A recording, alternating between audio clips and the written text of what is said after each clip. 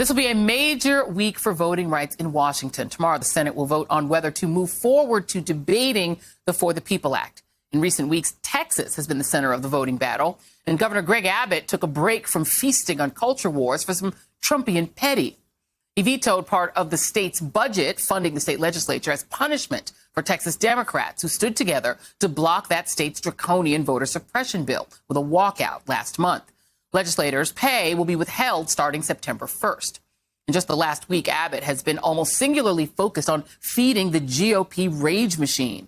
He signed a law banning critical race theory from being taught in public schools, a thing that isn't happening anywhere.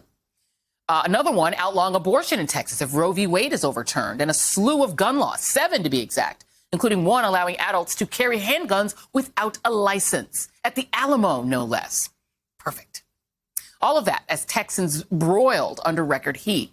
And its electrical grid operator asked residents who didn't have heat during a freak winter storm to conserve air conditioning, boiling temperatures notwithstanding.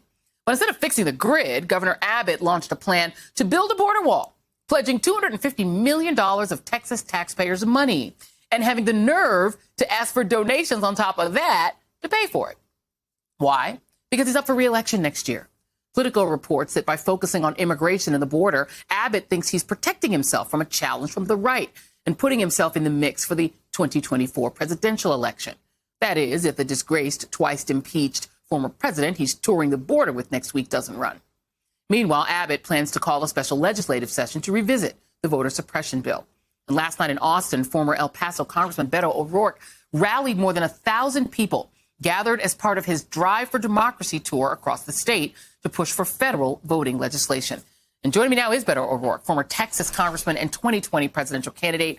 And thank you so much for being here. Always a pleasure to talk with you. So lay out for me the stakes, because it seems to me that the Occam's razor explanation for all of the stuff you see Governor Abbott doing and lots of other Republican state legislators and governors is that they're trying to gin up outrage among the Republican base strictly to get out the vote, that this is all about getting their base out by, throwing Dr. Seuss at them and then Mr. Potato Head and now critical race theory. The question is, in Texas, is that a workable strategy for Abbott?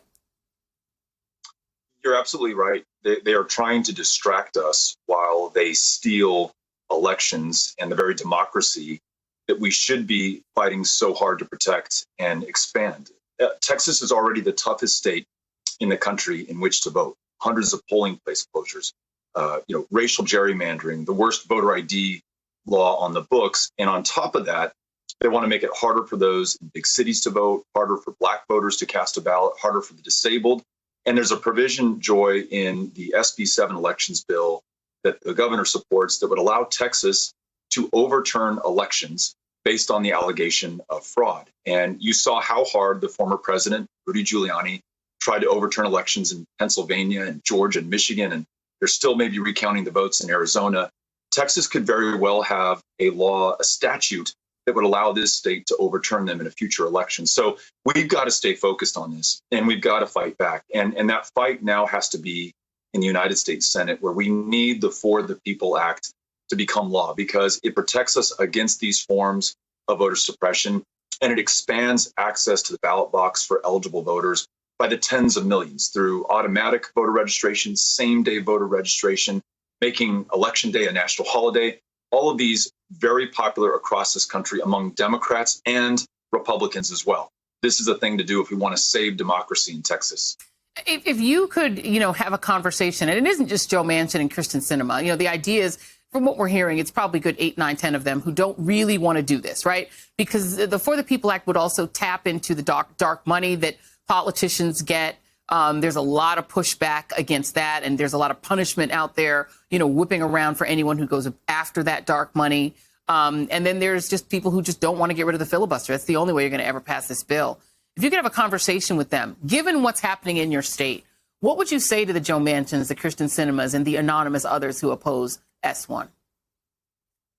I'd first thank them for at least being at the table and having a conversation with their colleagues and talking about what it is they do like in the For the People Act. I'd then ask them to really consider whether we want corporations and the very wealthy in this country to have this kind of political power to purchase the outcomes of elections and legislation, which is effectively what we have now. the provisions in the For the People Act that would make it harder for super PACs and candidates to coordinate and would elevate the role of everyday citizens in financing campaigns and diminish that of corporations and mega donors is how we get our democracy back. And I remind them, so many have given so much, including their lives, for this democracy, whether those who served in uniform and died fighting fascism, a half a world away to preserve democracy at home, or those like Medgar Evers, who was assassinated 58 years ago simply for trying to register people to vote in Mississippi. So we've inherited all that sacrifice, all that service, and all that struggle. We either make the most of it or we squander it. And failing to pass the For the People Act would squander that. And we might very well lose this 245-year-old experiment of American democracy. I think it is that existential and that important. And those senators need to hear from all of us. And as Stacey Abrams has encouraged us to do, we've got to call them, light up the switchboards of the U.S. Senate and let your senator know how you feel. Because as you reported earlier, the first vote takes place tomorrow. And that's a critically important one. And we need to make sure that every senator is on record saying that they support it, at least those who support democracy. Texas in a lot of ways feels like sort of our sort of future, our sort of dark future. Because you've already off the grid, literally, when it comes to energy provided to your citizens. It's all up to these private corporations, whether people freeze to death or boil in their homes. You've now just got open gun legislation. You can carry guns in mental health hospitals and everywhere else. And you've just had your governor add more to it. He vetoed a bill that would stop people from chaining up their dogs all day in the yard. I don't know what it is with these Republicans and disliking dogs. It seems pretty dark. And so I guess, are you planning on trying to mount a bid to replace him? Because the other options, I have to tell you, Beto O'Rourke, the other options are scary. I lived in Florida. Alan West, the guy who said you need to take your muskets and your bayonets to Washington because President Obama was elected, that might be a candidate. You got an actor. You got Matthew McConaughey, maybe. Are you going to run? Are you going to try to maybe bring some sanity to your governor's mansion? This fight that we're in right now for the right to vote and saving our democracy is the most important. And I want to make sure that I'm focused on that we're all focused on that, because I think we really have this summer to get it right. And so it's all on the line right now. And the other thing is, if you have the level of voter suppression envisioned in SB 7, the elections bill here in Texas, it might not matter who your candidate is, because the deck will be so stacked. The odds will be so long, the playing field so tilted. So let's get free and fair elections. And if we do that, I do want to consider how I can best serve this state, whether as a candidate or registering voters or supporting other candidates. But my focus will be public service. And right now that means saving democracy, fighting for the right to vote, and working with others who are doing the same.